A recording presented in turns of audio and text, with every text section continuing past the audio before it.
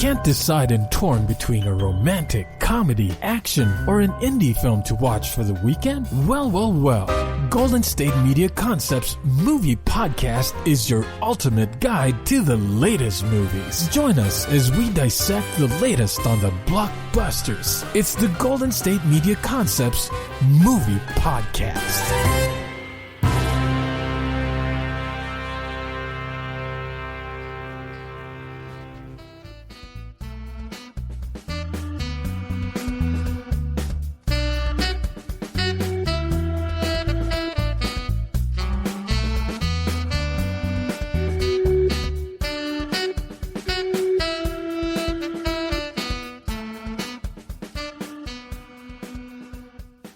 Thank you for tuning into the GSMC Movie Podcast, brought to you by the GSMC Podcast Network. I'm your host, Shubhnanda, and today we're going to be talking about one of the most influential films of the last decade. This is Black Panther. So, I want to start off by talking about something that's very important before we discuss this movie, and that is the unfortunate and untimely passing of the star of the movie, Chadwick Boseman. I think it's fair to say Chadwick Boseman, who pretty much iconicized the Black Panther character, is one of the most influential parts of one of the most influential movements in commercial film history. He passed away, unfortunately, of colon cancer at the age of 43 on August the 28th of this year, in what has been just a year of blow after blow. A statement was released on his Twitter on behalf of his family that expressed immeasurable grief about his death and that he was first diagnosed with stage 3 cancer in 2016. He battled it for 4 years, but unfortunately the disease progressed to stage 4. It was the honor, it said, of his life to bring King T'Challa back to life in the Black Panther. Chadwick Boseman's publicist, Nikki Fioravanti, told the press that the actor died in his home in Los Angeles with his wife and family by his side, and that he was a true fighter. He persevered through it all. He brought so many films to us, from Marshall to The Five Bloods to 42. They were all filmed during and between so many surgeries and chemotherapy, and we had no idea. Chadwick Boseman was a true hero and an inspiration to us all. But what he's known best for, perhaps, is his role in this pivotal movie that we're going to discuss today, Black Panther, and we're going to do so with his memory on our minds. So in 2018, Marvel had a very enormous year. Right, comic book films were increasingly dominant over blockbuster movies for the first 2 decades of the century at this point. Marvel movies led this charge in the 2010s with the integration of multiple superhero series in their cinematic universe, with the Avengers in 2012. I keep talking about how that success is sort of the foundation for the Marvel Cinematic Universe as we know it today. Even when you take into account all of the benchmark films that led up to 2018 and the continued success of these movies after 2018, it's hard to not view 2018 as the year, as the benchmark. 6 movies based on Marvel properties were released in this year, more than any year before, and all 6 movies enjoyed some form of critical, commercial, or both success. These films averaged at about $386 million in the domestic box office and just over $1 billion in the worldwide box office. That's 6 movies averaging at just over $1 billion each. 4 of the top 10 highest-grossing films of 2018 were Marvel movies, and the lowest-grossing Marvel movie of 2018 was Spider-Man Into the Spider-Verse. And it was a huge critical success and won the Academy Award for Best Animated Feature. The worst reviewed Marvel film of 2018 was Venom, and it was a surprising box office hit. And then obviously the biggest movie of the year was Infinity War, which was a crossover event that was unprecedented in cinematic history. But it was a remarkable year for Marvel, And all 6 movies made an impact, but the most impactful, arguably, is the subject of this. It's the first Marvel movie of 2018, the most acclaimed of all of these movies, and the highest grossing film of the year in the domestic market. It was a genuine phenomenon, this film, and arguably the most culturally important movie that Marvel's ever made. It's Ryan Coogler's Black Panther. Now, Black Panther is so special for me because it's the sort of last movie I watched from home. It's the last movie I remember going to the cinema to watch when I was still in Singapore. So it means quite a lot to me. When you look back and sort of realize the cultural shifts that happened since this movie first came out, you really have time to reflect on the importance of this film and what it means, because it was relevant, very culturally relevant when it first came out, but that relevance has persisted, and maybe part of it is not necessarily a positive, because some of the messages that it does have are messages of empowerment that reflect a very unjust world, and the unjust world is not necessarily a society that we should aspire to be living in. And that's the message of this film. It's a fight for what's right, and we're lucky that message still stands true today. At the time this film came out, I was aware that this movie meant a lot, but I didn't realize the level of critical, commercial, and cultural success that this landmark of a movie eventually became. Black Panther was the third film after Avatar and Star Wars, the first of The Force Awakens, to gross over $700 million in the domestic box office. It sold nearly as many tickets as the Avengers. The soundtrack was curated by Kendrick Lamar that got a lot more people excited. Black Panther was also nominated for 7 Academy Awards, which became the first superhero film to receive a Best Picture nomination. It proceeded to win 3 for the score, costume design, and production design. In general, these awards, they honored and legitimized the genre of superhero filmmaking. Specifically, they rewarded Black Panther for engaging with a very deep and timely social, cultural, and psychological issues in a comic book action blockbuster format. And much of the film's enormous success resulted from tapping the zeitgeist of America. The film spoke very directly, sharply, clearly to the struggles and dreams of the African American community. And at this time, this film felt distinctive in the superhero genre, and you realize why, because it's so important and so meaningful. So, a bit of history on the character. T'Challa, the Black Panther, was created by Stan Lee and Jack Kirby. He first appeared in Fantastic Four number 52 in 1966. His introductory story occurred right after the classic Galactus trilogy, and the very well-regarded This Man, This Monster. Now, these issues are regarded as the sort of creative peak of Stan Lee and Jack Kirby's time on Fantastic Four. So Black Panther comes from a very strong foundation. This character is, widely considered the first superhero, the first mainstream black superhero in comics.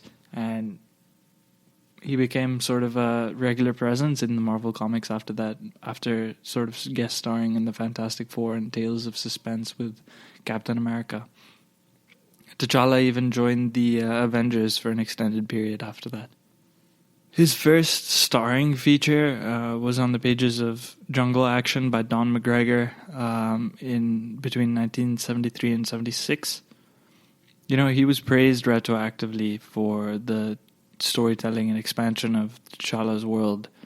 It introduced characters and concepts that became central to this character.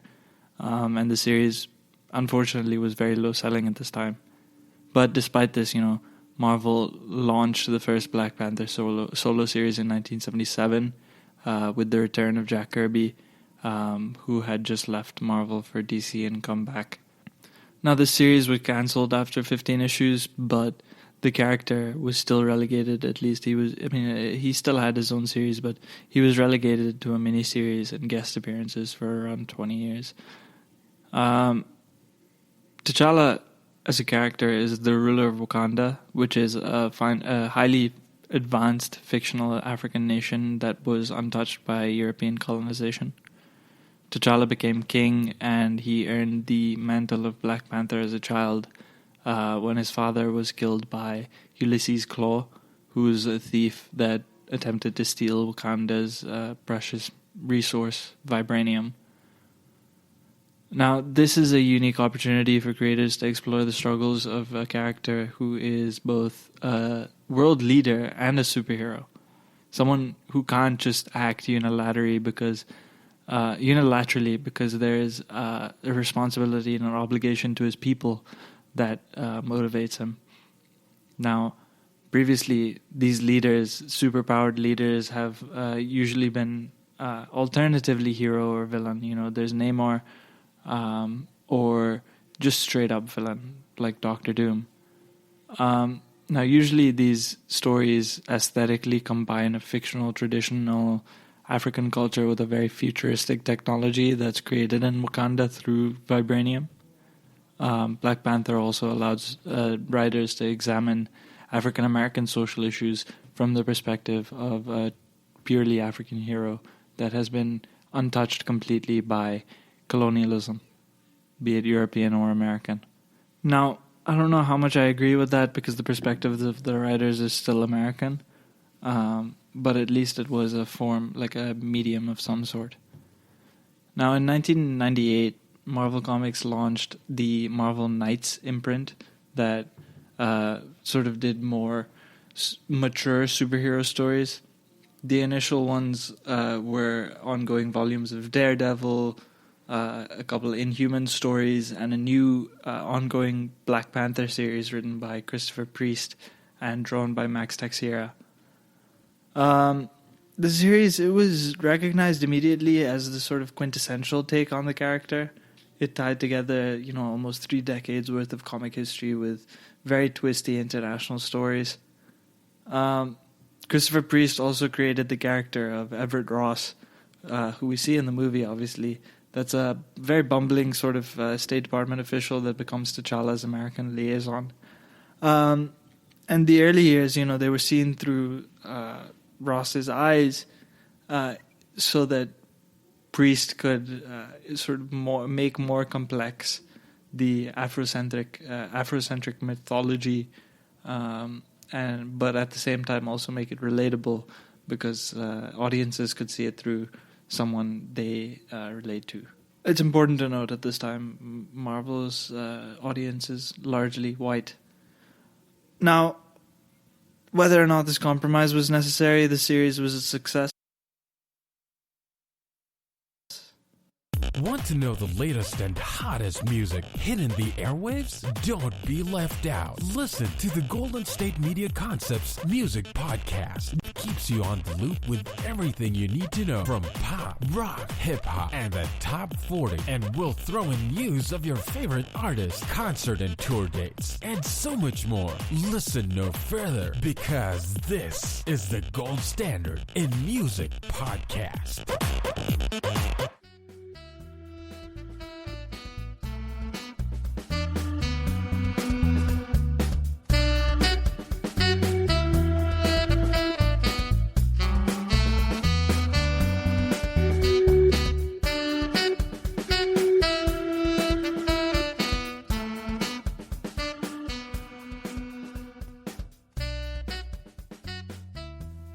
Reginald Hudlin, he was the next major writer of the series, and he didn't want to continue this approach. So starting in 2005, he wrote Black Panther for a distinctly African-American audience, and he directly addressed African and African-American issues in the series. And at this point, Black Panther was not only the only black Marvel superhero, but also the most high-profile one. And Marvel realized that they had to do Black Panther justice if they were to adapt him for the live screen. Black Panther's had a good run recently. You know, he featured in the Avengers run of Jonathan Hickman from 2012 to 15. There was a new sort of ongoing series written by Ta-Nehisi Coates. Coates is known for his non-fiction, cultural, and political writings, and he was a surprise but very high-profile choice to write a monthly superhero comic. And it's been a success. You know, it was lauded for its very intelligent philosophical and political approach to comic book storytelling. It was combined again with the success of the film, and T'Challa is now one of the leading characters in Marvel Comics. Just recently Marvel announced that at the top of all of their comics for a few weeks, they're going to have a little banner in remembrance of Chadwick Boseman. I think that's a very good touch for someone who brought to life one of their most iconic characters. Now, this film adaptation had been a long passion project for Wesley Snipes. That was the first star of the first major Marvel film, Blade, in 1998. He talked about it regularly in interviews from 1992 all the way up to 2009, in which time he'd already featured in a trilogy of Blade films. At the peak of his stardom, Wesley Snipes announced his intention to counter these negative African cinematic stereotypes with a very big budget Black Panther film. Stan Lee became involved and there were screenplays being written, but nothing ever came to fruition. In May 2000, Marvel sold these rights to Artisan Entertainment. Snipes was still claimed to be attached to the property at this point, but nothing came of it, and Artisan went out of business. The rights went back to Marvel, and at this point, 2005, Marvel Studios was getting ready to produce their own slate, including Black Panther. And Wesley Snipes was obviously still discussing being in this film, but he ran into a bit of legal trouble in the late 2000s, so Marvel moved on without him. Again, with the Marvel Writers Program, Nate Moore got involved. He shepherded this project all the way to the screen. They indicated their commitment to Black Panther by laying Easter eggs in Iron Man 2, where Wakanda is depicted on a map, in Captain America, where vibranium introduced as the material for Captain America's shield, as well as Avengers: The Age of Ultron, which connects very explicitly Wakanda, vibranium, and Ulysses' Claw. All of these teased the long-expected arrival of Black Panther on the big screen. In 2014, in October, Marvel announced a huge slate of upcoming movies, including Black Panther, as well as his first appearance in Civil War. Over the course of 2015, Marvel met with a lot of high-profile filmmakers about this movie, including Ava DuVernay, but ultimately they hired Ryan Coogler to write and direct in 2016. Ryan Coogler at this point was fresh off of his very successful first two films, Fruitvale Station, which was based on the final day of a young man who was murdered by a police officer in Oakland in 2009. True story. As well as Creed, which is the seventh Rocky movie about the illegitimate son of Rocky's old frenemy, I guess you could call him, Adonis. Adonis Creed. Both of these movies had Michael B. Jordan, and both of them told very grounded, authentic, emotionally resonant stories about the black experience in the U.S. And Coogler wanted a similar approach for Black Panther, making the movie personal and adding a very conscious perspective on race in America, despite the movie taking place in Africa. Now,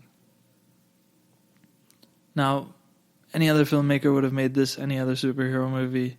The setting and characters would have been unique and different because they're not America, but they wouldn't have actually meant anything. Coogler took this and embedded a very deep commentary inside this action blockbuster, and that's what sets this film apart. And his influence doesn't just end there. He brought over his collaborators from Fruitvale Station and Creed that are experienced with more grounded, smaller scale movies to work on Black Panther that, complements Marvel's style of bringing these small, relatively intimate filmmakers and allowing them to paint on these huge canvases on endless budgets. He hired his cinematographer Rachel Morrison, production designer Hannah Bleacher, and composer Ludwig Göransson, most famous for producing a lot of Childish Gambino's music. They won. So Hannah Beachler and Ludwig Göransson won Academy Awards for their work, and Ryan Coogler made trips to Africa to gain inspiration. From the sights, sounds, and feels, all the senses. They based their unique designs for Wakanda on true, authentic African cultures. The 5 tribes are inspired by various sub-Saharan tribes. The African aesthetic, it combined with futuristic technology and a very Afrofuturist look for the film. And Coogler was clearly inspired by the very serious and political tone of Captain America the Winter Soldier, because that's the sort of tone we see in this film as well. But there's also elements of the operatic family drama from The Godfather and the espionage adventure of James Bond movies. And then, in terms of casting, obviously Ryan Coogler hired the most incredible, talented actors for the entire film. You've got only 2 significant supporting roles for white men, but ultimately, this movie has much more in common with the fantasy and world building and sort of intrigue of Game of Thrones than any other superhero movie from the MCU. It combines all of these influences against this Afrofuturist aesthetic and creates a very unique, idiosyncratic superhero movie. And it elevates it by embedding a socially conscious political message that is layered very deeply and very intricately under the surface.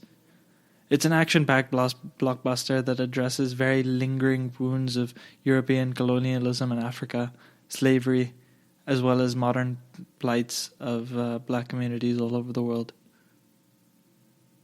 Now, Ryan Coogler made Black Panther more than just escapist movie entertainment. He used this movie and the genre of superhero films to interrogate very important issues, and that's why it's a very important movie. Addressing these issues through this medium, that being the most popular genre of all time, just purely in terms of economic power, also makes Black Panther a very relevant time capsule of 2018. Now, I'd say the 2010s entirely, but, as we've learned, things change in a matter of days. This is a very significant and accurate snapshot of 2018 as a year. Before we get into the film a little bit more, let's note that it took almost a full decade and 18 movies for a non-white superhero to headline the MCU. It's unacceptable, obviously, but it's also a very complex issue. There's a delay in part because of a general lack of non-white representation in Hollywood, especially within blockbusters. Blockbusters tend to sort of recycle the movies that inspired them, and that perpetuates the overwhelming whiteness of so many of these studio-based movies. Because so many of these movies were created decades ago, and back then, obviously, most of these films featured a predominantly white cast of characters. So a lack of representation in other blockbusters and in the source material were working against a film like Black Panther. And it's also compounded by the studio execs who are very risk averse. Now, fielding an all-black cast should not be considered a risk, because that inherently is just wrong morally. But they believed that the lack of non-white or female-led blockbusters is proof that there's no appetite for them, and usually would go against movies like this. Luckily, there was a shifting tide. There still is in some ways within the industry, and there's a greater deal of representation of underrepresented communities on the screen, and it's something that we can celebrate because it's authentic storytelling from various perspectives that make it so much more interesting than seeing the same thing over and over again. The most interesting interpretation of this film's late debut is that it was strategic. Now, by waiting until the MCU was a very dominant force, Marvel had the power to introduce more diverse heroes, and they had a guaranteed audience and no studio interference. In retrospect, it's easy to say this because it seems like Black Panther was inevitable, and we'd get there. But without the powerful backing of Marvel Studios at the height of its power, I don't know if Black Panther would have been the biggest film in North America in 2018. It might not have made over $1 billion worldwide, and probably wouldn't have been nominated for 7 Academy Awards. It would have been a cultural phenomenon, obviously, because it exposes an audience to a very rich and socially conscious Afrofuturist vision. But had Marvel not been the behemoth that it is behind this film, I don't know if a filmmaker with such a brilliant and out there vision would have even been given the shot that Ryan Coogler was. Landmark movies like Black Panther tap into the culture of their time, and they reflect and mold it. So it's important to acknowledge how long it took for the MCU to debut a non-white lead character. But that being said, the timing meant that Black Panther was a stunningly made blockbuster released with a positive step towards the future in this genre. And hopefully, this opens more doors for diverse representation in future blockbusters. Tired of searching the vast jungle of podcasts? Now listen close and hear this out. There's a podcast network that covers just about everything that you've been searching. Hey! The Golden State Media Concepts Podcast Network is here. Nothing less than a podcast bliss with endless hours of podcast coverage. From news, sports, music, fashion, cooking, entertainment, fantasy, football, and so much more. So stop lurking around and go straight out to the Golden State Media Concepts Podcast Network. Guaranteed to fill that podcast itch. Whatever it may be. Visit us at www.gsmcpodcast.com. Follow us on Facebook and Twitter, and download us on iTunes, SoundCloud, and Google Play.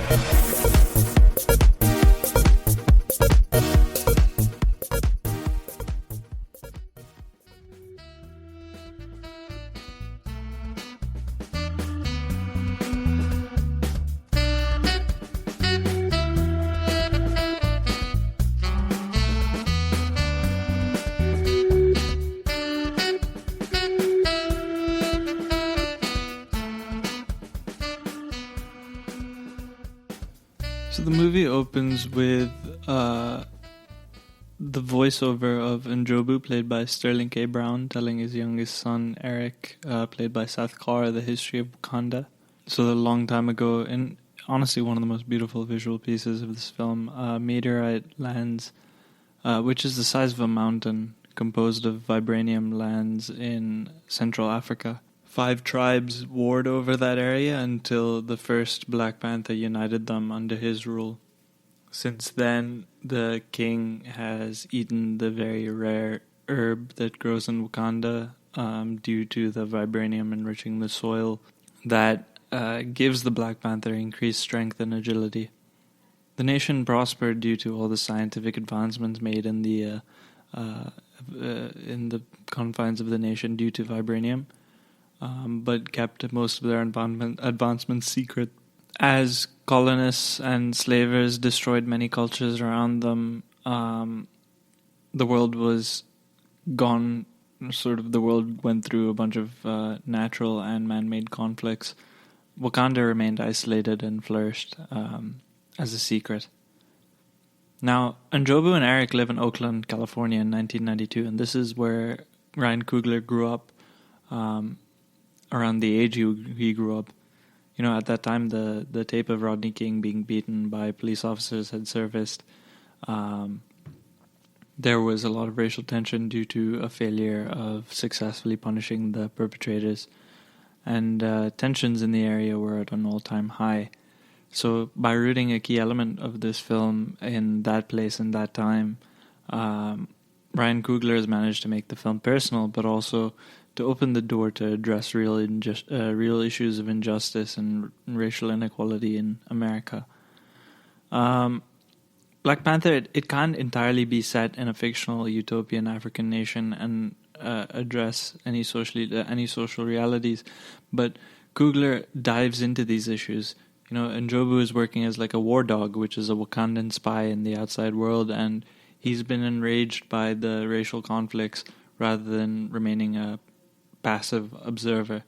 He receives a visit from the king, King T'Chaka, played by Atandwakani, who's his brother, and he accuses Njobu of helping a mercenary arms dealer, Ulysses Claw, pillage Wakanda for vibranium.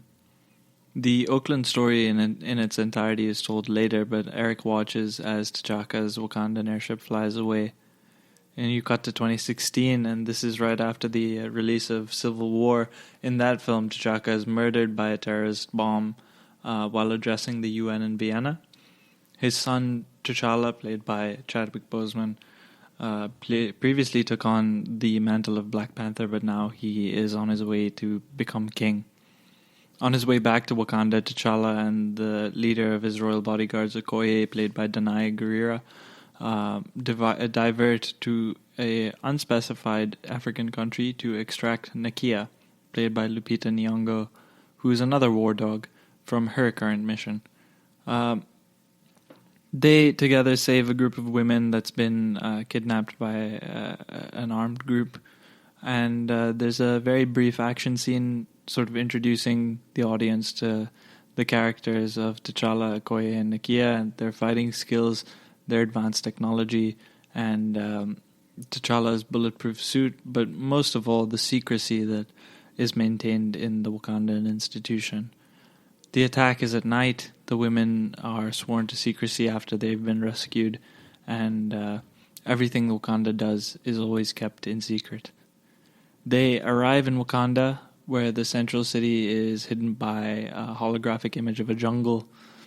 T'Challa meets his brilliant inventor sister, Shuri, played by Letitia Wright, and his mother, Ramonda, played by Angela Bassett, before the coronation ritual. Representatives of each tribe gather on a cliff behind the waterfall. T'Challa has to drink an elixir given to him by Zuri, played by Forrest Whitaker. It strips away all of his special powers that he gains from the heart-shaped herb, and it allows any member of any tribe to challenge him for the crown. There's a fairness to this ritual, and there's an understanding that the next in succession will not just be the best leader. And, to demonstrate that T'Challa is the best leader, most don't challenge T'Challa until the Jabari, the isolated mountain tribe, make an appearance. Their leader is M'Baku, played by Winston Duke. He criticizes the traditional attitudes of the royal family that pushed the Jabari to the fringes of Wakanda. M'Baku challenges and fights T'Challa, but the crown is united behind T'Challa, so he's clearly well liked. And eventually T'Challa defeats M'Baku, but he refuses to kill him and rob the Jabari of a strong leader. We get the sense that T'Challa is wise but also merciful. T'Challa emerges as the new king of Wakanda and is fed the heart-shaped herb and buried sort of in the earth to restore his Black Panther powers. The ritual sends him to an ancestral plane. Now, this is arguably one of the most beautiful shots from this year.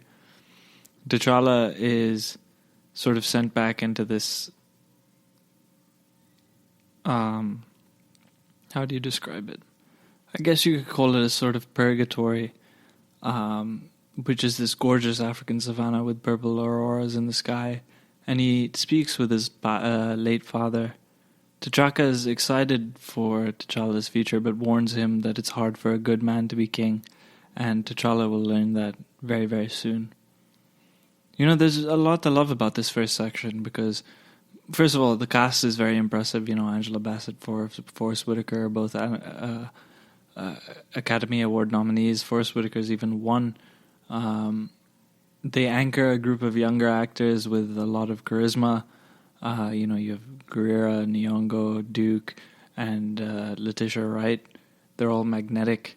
And this is before the film even introduces arguably the best character from this film, Eric, played by Michael B. Jordan, who goes through this film like he's the biggest star in this world. In a good way, of course.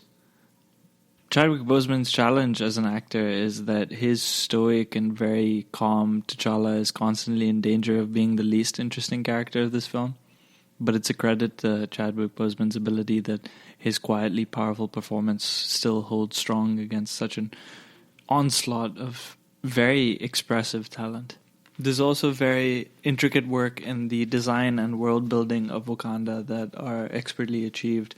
You know, the challenge facing any fantasy film in terms of world building is to make this fictional, fantastical world feel lived in and real and grounded, at least according to its own sort of internal rules. But the design of Wakanda is a mixture of traditional and futuristic. You know, there's high, advanced plains with interiors of intricate designs and wood textures, but there's also skyscrapers in the central city with thatched roofs. You know, the city's market looks like an African bazaar, but there's advanced technology on display. One of the tribe's blanket clothes are revealed later to create energy shields if they're positioned properly. And before the coronation ritual, boats approach the waterfall by performing various tribal dances. But they emit pulses from their spears to activate an underwater system that blocks the waterfall for that ritual. Everything about Wakanda feels rich, it feels textured, it feels grounded in culture, real African authentic culture. You know, it's also logically imbued with this very futuristic technology. And this is a nation that has achieved marvels beyond the Western world, but also escaped Western influences. So their culture has remained intact, developing with the technology that it's so closely interlinked with.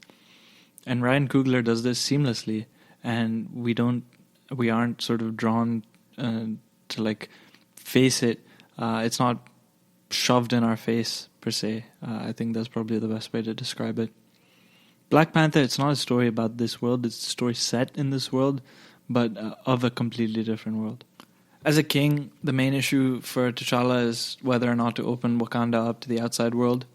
So the nation has survived and thrived for long because it kept most of its advances secret.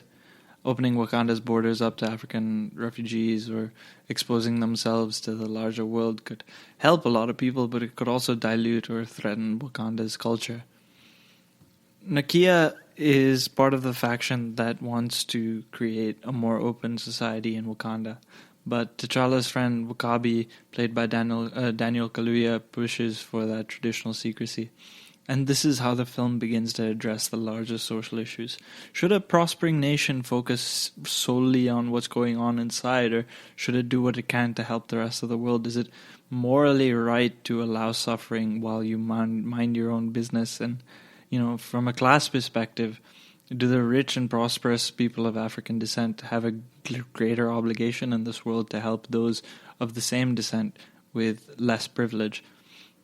T'Challa, it's uncertain, but this is sort of set aside for a bit as a James Bond sort of sequence of action begins.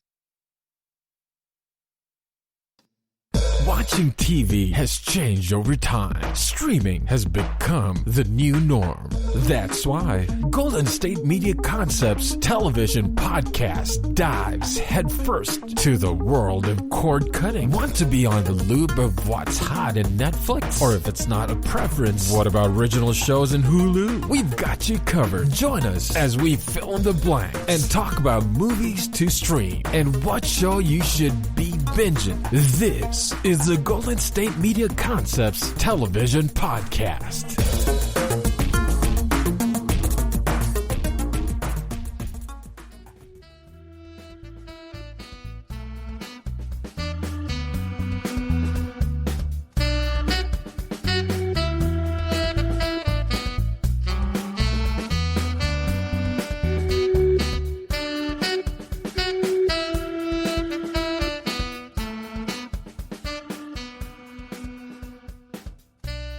Njobu's son Eric, played by Michael B. Jordan, and Ulysses Klaue steal a vibranium artifact from a museum in London.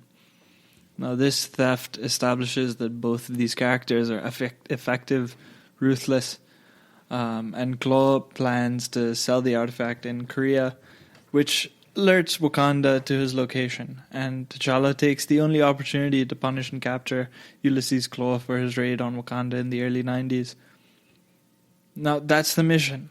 Shuri acts as Q for T'Challa's bond, and she takes him to her gadget room, where she's upgraded the Black Panther suit to absorb and retransmit kinetic energy.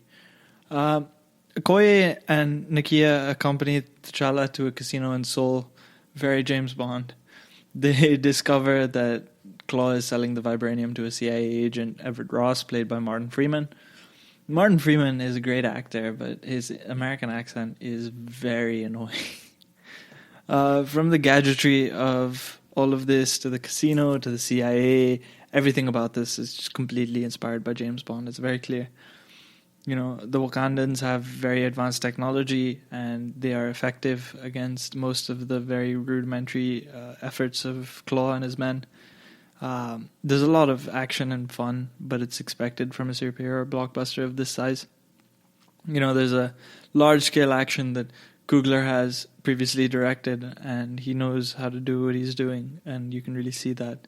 Klaue is captured and taken to the CIA custody. Eric breaks him out. And Ross is wounded, saving Nakia. So T'Challa takes him back to Wakanda for treatment, and the film returns to the more interesting royal intrigue and sort of delving into more social issues. Throughout this, Eric is masked, but T'Challa recognizes that he's wearing a royal ring. He asks Zuri about Njobu and realizes that Njobu had become radicalized by his time in America, by seeing the suffering of African Americans, and wanted to use Wakandan technology to help. And that's why he helped Klaue raid Wakanda. So when T'Chaka ordered Njobu to return to Wakanda for justice, Njobu lashed out and T'Chaka had to kill him. But even worse than killing his own brother, T'Chaka left Eric behind alone. And T'Challa realizes that his father, who was the last king, was not perfect, and that he has to address the mistakes of his past. Eric is this embodiment of this mistake. He grew up an orphan in Oakland. He joined the US military, became an expert in strategy and assassinations. And in his mind, Eric holds the stories and perspectives of his father about Wakanda and the experiences of a disenfranchised black man in America.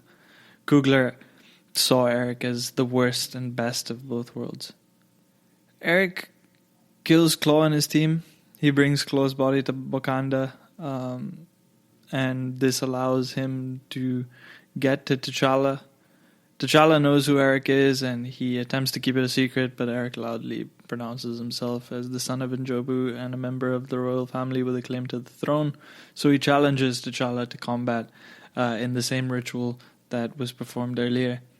You know, he intends to take the throne and resources of Wakanda to help people of African descent around the world.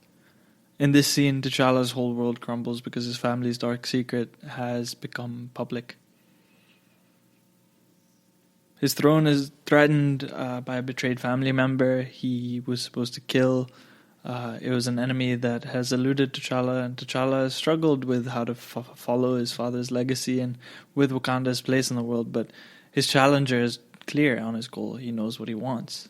Eric hits every one of T'Challa's weak spots in the perfect manner. He's the perfect antagonist to T'Challa. In terms of his performance, Michael B. Jordan almost blows Boseman off with Eric's brash and cocky and very uniquely American attitude.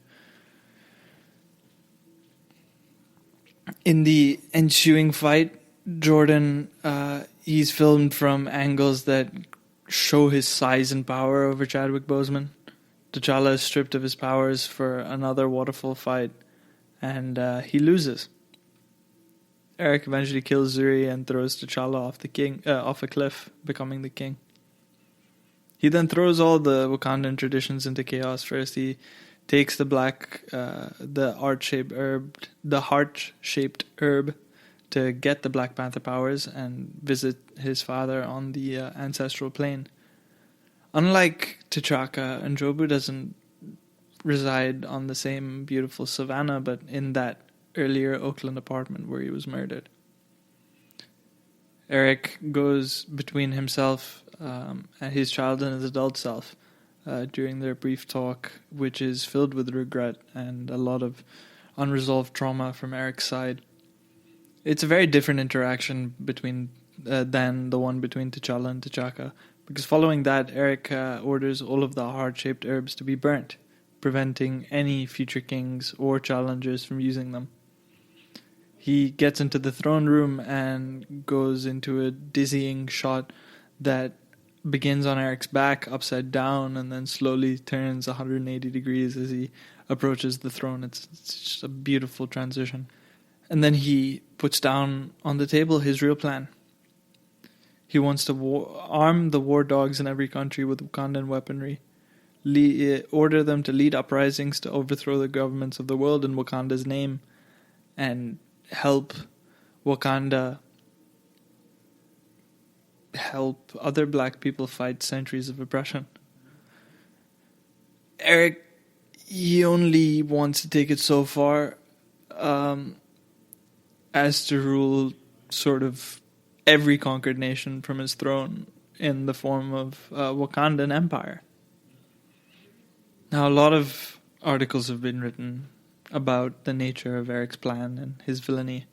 His actions are obviously the product of his upbringing in a very racially divided area of the U.S. and, being orphaned at a young age, he was left alone, quite possibly at the mercy of government services that probably didn't help someone like him very well. So his motivation to improve the world for black people, to use the resources that are available to him, it's a positive goal. It's one that T'Challa himself is grappling with before Eric arrived. It's what makes Eric so compelling. It's his motivations. They're relatable. They raise important social issues with a very honestly correct perspective, and talks about the lingering wounds of colonialism and slavery, especially for people of African descent all over the world, particularly in the United States. But Eric goes too far. He slides into villainy. His methods and goals are extreme. He's a product of the American society and military, so he knows how to manipulate and topple governments. He understands the structures of imperialism and colonial tactics, and these are the strategies used to dismantle African society. He wants to repay that attack. More to the point, Eric wants to do to the colonizers what they did to his people, the worst of both worlds. He wants to be the advancement of Wakanda, but also by doing that, he wants to be a new imperialist power by becoming the thing that Africans have been fighting for so long. Eric is compelling, he's layered, and he's presented through a very interesting lens, which Coogler uses to spark a conversation about how the countries of the world should be addressing their mistakes rather than ignoring them. At this point, Nakia sneaks Ramonda, Shuri, and Ross out of the main city to escape Eric. She tries to involve Okoye, but Okoye is loyal to the throne, so she is torn. She has to commit to her duty. Nakia steals one herb before it's burnt and then offers M'Baku the chance to take the throne away from Eric.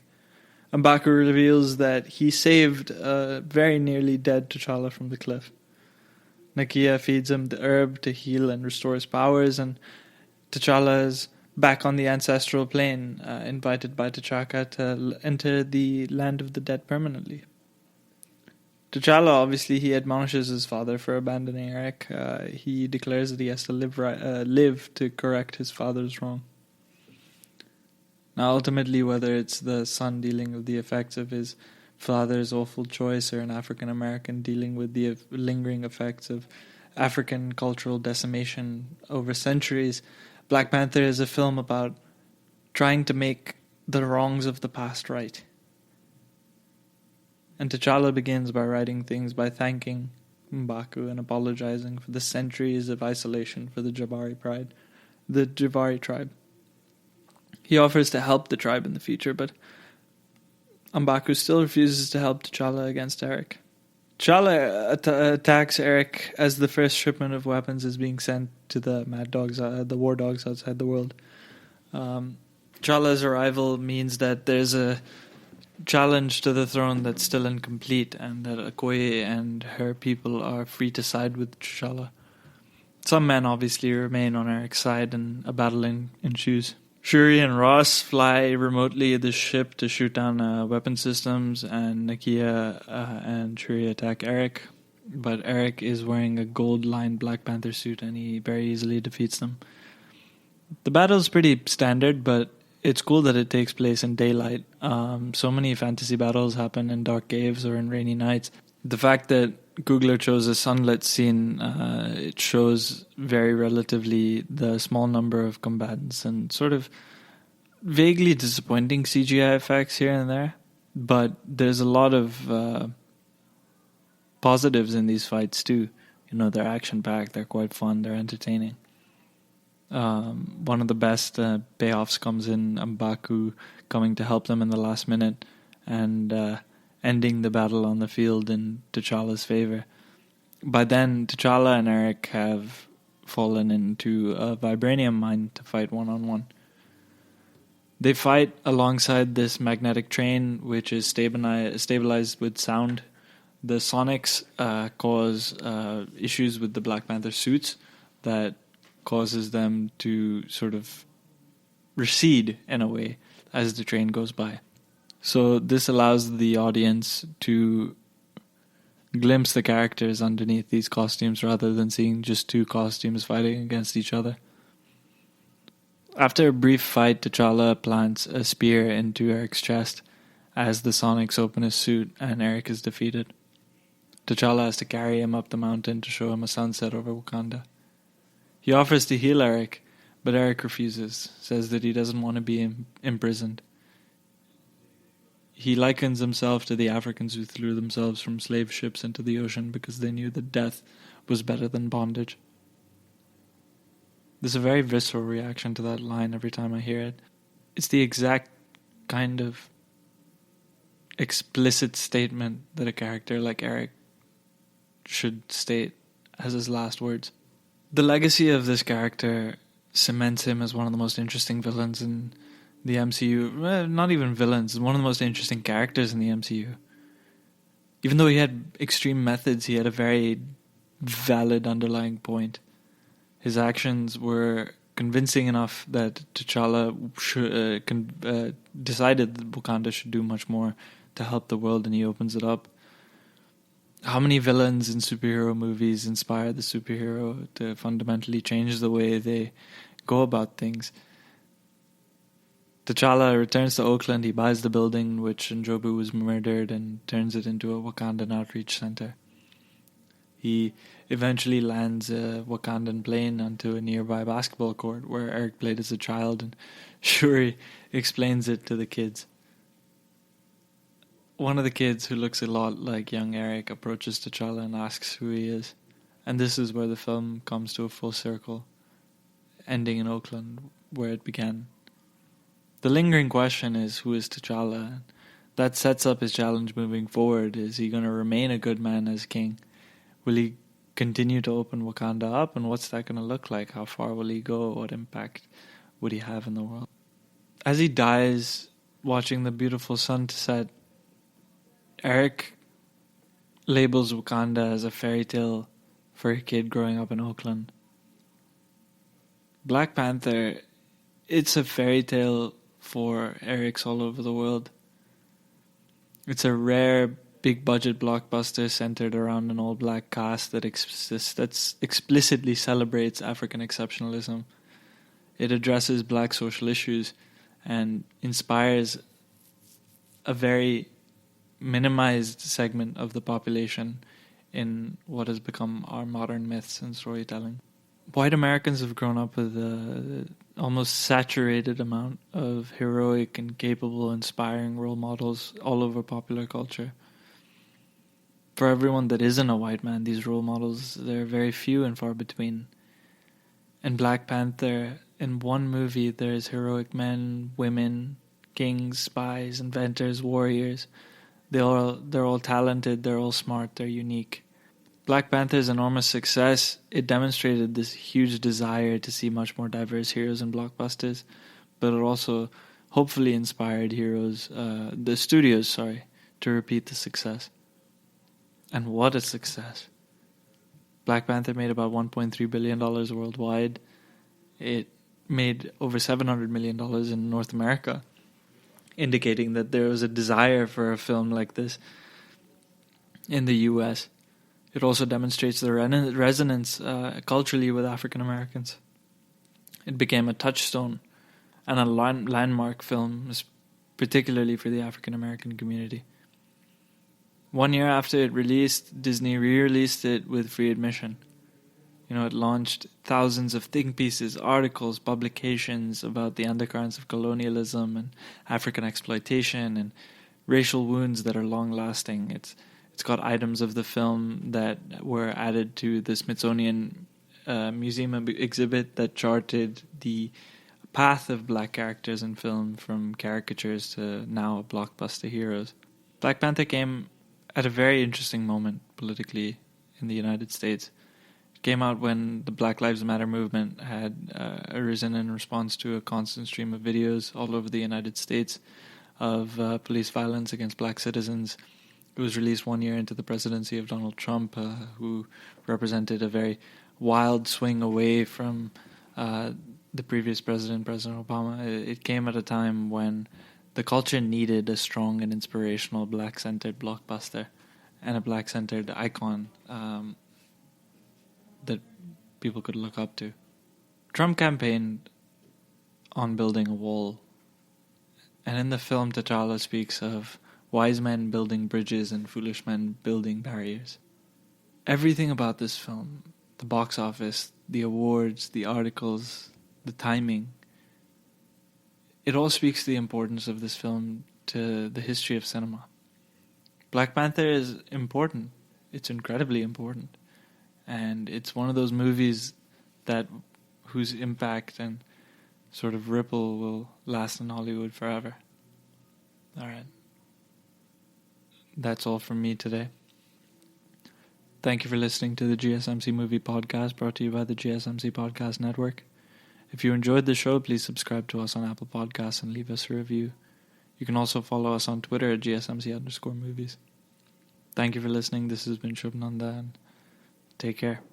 You've been listening to the Golden State Media Concepts Movie Podcast, part of the Golden State Media Concepts Podcast Network. You can find this show and others like it at www.gsmcpodcast.com. Download our podcast on iTunes, Stitcher, SoundCloud, and Google Play. Just type in GSMC to find all the shows from the Golden State Media Concepts Podcast Network, from movies to music, from sports to entertainment, and even weird news. You can also follow us on Twitter and on Facebook. Thank you, and we hope you have enjoyed today's program.